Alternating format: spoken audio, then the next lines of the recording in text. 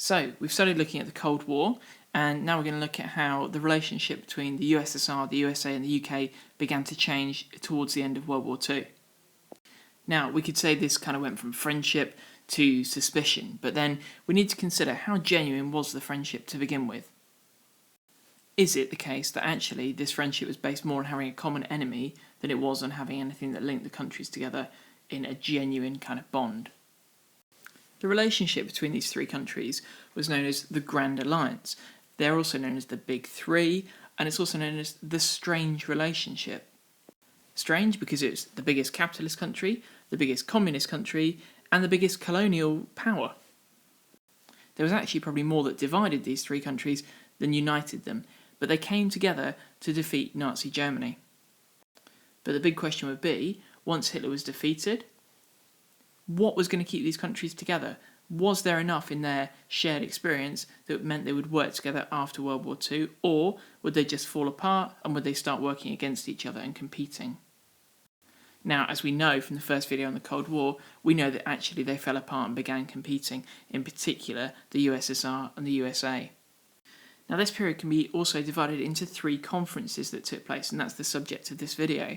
The three conferences are Tehran in 1943, Yalta in 1945, and Potsdam also in 1945. And what we can see by looking at these three conferences is how the relationship was changing between the Big Three.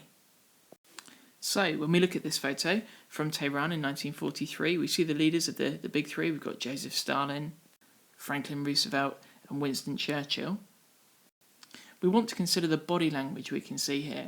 We've got a kind of spirit of cooperation between the three of them, not necessarily one of trust. We can't see any kind of clear indications that these three people are particularly trustful of each other, and that was the case at this point. Think back, of course, to what had happened at the start of World War II, with Stalin originally making a pact with Hitler. So that might have been one of the things that meant that actually this relationship was strained. In actual fact, the relationship between Roosevelt and between Stalin wasn't too bad. The relationship between Churchill and Stalin was much more strained. Now, when the three countries met in Tehran, one of the main reasons they met was to agree, this down here, this is a picture just after D-Day had happened, but to agree the opening of a second front in World War II. Now, if I just move over here, we can see opening the second front here in Western Europe. Now, obviously, Nazi Germany had conquered France, and France being run by a collaborative government, a collaborationist government rather, who was working with the Nazis. The Soviet Union was fighting Nazi Germany across here, and they were very, very keen for a second front to be opened up here, which would take some of the pressure off them. It was agreed at Tehran that this would take place. Operation Overlord would begin with the invasion here into Normandy, and it was scheduled for May 1944, ended up taking place on the 6th of June. There were two other topics on the table at Tehran, two other things they discussed.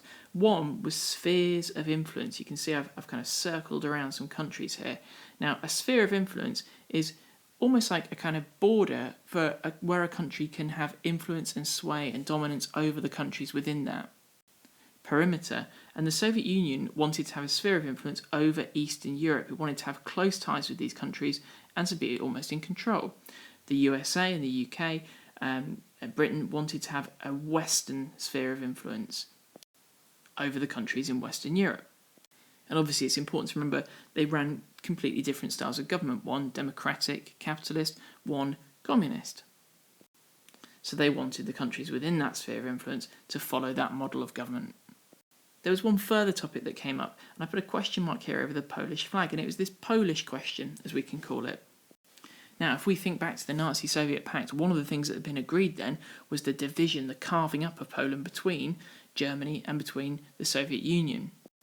And again, this question of how much of Poland could the Soviet Union claim was on the table at Tehran. It was another thing they were discussing. One thing they didn't get round to discussing, and one thing they didn't get an agreement on, was what to do with Germany once the war was over. And so we can move to the second conference, so Tehran, that's what was discussed, and we can move on to Yalta in 1945. Here we can see the photo of the three leaders at Yalta. They held the conference in the lovely Lavidia Palace, you can see here, which might have been one of the reasons why they're looking so chirpy, looking so cheerful there, but that's the point. They are looking far happier, far friendlier, and relations between the countries could be considered to be at a high point at the Yalta conference. Now, in actual fact, again, these relationships were following the same pattern. Churchill was still suspicious of Stalin.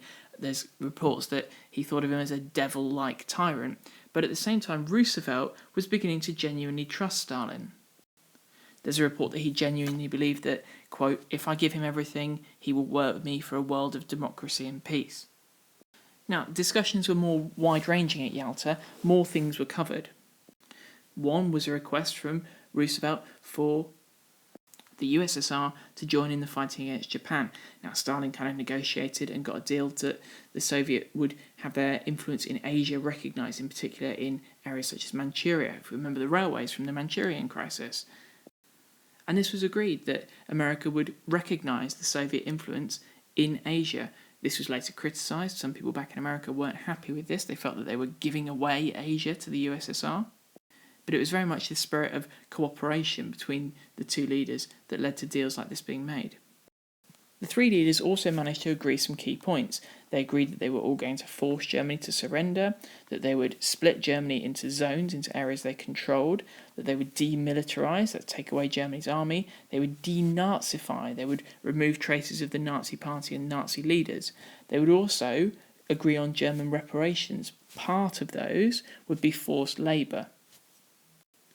USSR made a basic commitment to join the United Nations, an organisation that was in the process of being created, and they all agreed that Nazi war criminals would be chased and tried after the war. Now, the Polish issue rumbled on, it was still there, and there was still some slight concern, particularly from Britain, about this. Stalin, though, agreed that Poland could have free elections. He said that an area of Poland would need to be kept by Russia, by the Soviet Union, because that had already been conquered, already been agreed in the Nazi-Soviet pact, and that area was under Russian control. The rest of Poland, he said, could have free elections, and he agreed that these would potentially be completely independent. In actual fact, Poland by 1949 was communist and was completely under the Soviet sphere of influence. So in actual fact, Stalin was manoeuvring very cleverly at this point. But in general, this has got to be seen as the high point of cooperation between the big three. Partly potentially because by this point in 1945, of course, the war was firmly tipped in their favour. It looked like from Yalta that they would win and be triumphant against the Nazis and their allies. So, moving on to Potsdam, the final of the three conferences, and if we look at the photos here, we'll notice straight away some change of personnel. There's some different people in here. Still the big three leaders, but we've got some new faces. Roosevelt had died, and Truman was now the American president. This is him in the centre here. Stalin is the only consistent figure, because in Britain there'd been elections, and Winston Churchill had lost those elections, and Clement Attlee was the new Prime Minister. Now, at Potsdam, was it a case of friends reunited? Well, no, there were some really serious divisions here, and we began to see the countries moving apart. And there were three main reasons for this. One was the development of the atomic bomb. America had already tested and shortly after this used the atomic bomb, and that made a massive difference to the way they negotiated and the way they interacted with other countries. We've talked about that in the previous video. The second main point was that the war was ending, and this significantly changed the dynamic of the three countries. They didn't have a powerful enemy that they were all opposed to and they needed to unite against, and by taking that enemy away, it made them less strong. The last point, of course, is the new faces. Truman had a very different attitude towards Stalin, and he felt very differently about him, and those bonds that had been kind of fostered at Yalta were now being challenged and were being split. There were really four issues they discussed at Potsdam, and we can call them TRAP to remember them. TRAP: territory, reparations, atomic bomb, and Poland. Let's talk about territory first. If we zoom out and come down here, we can see they agreed the division of Germany, how this would look.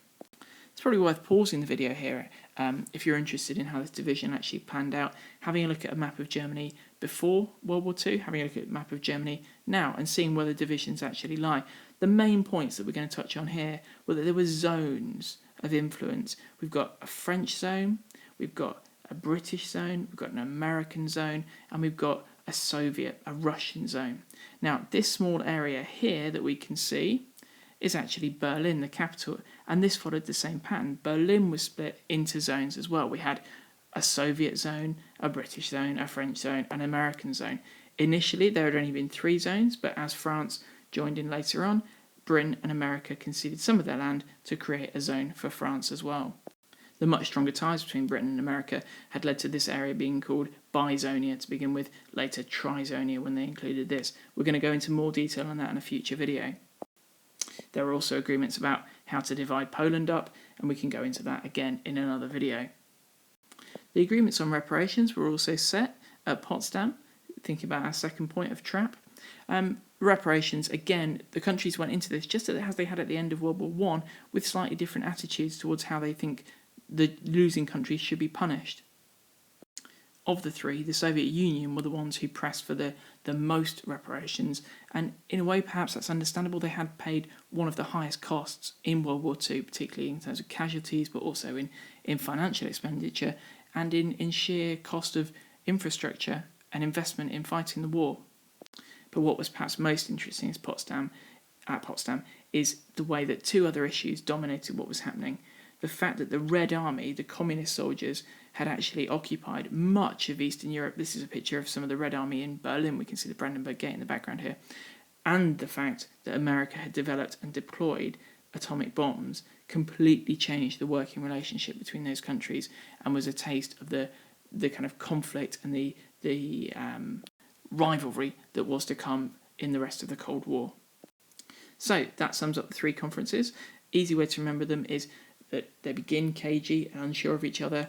Gradually, though, they build trust, and at Yalta there's a high point of cooperation, and then like at the end of the war, back at kind of Potsdam, it falls apart again, and we see these countries moving away from their wartime alliance.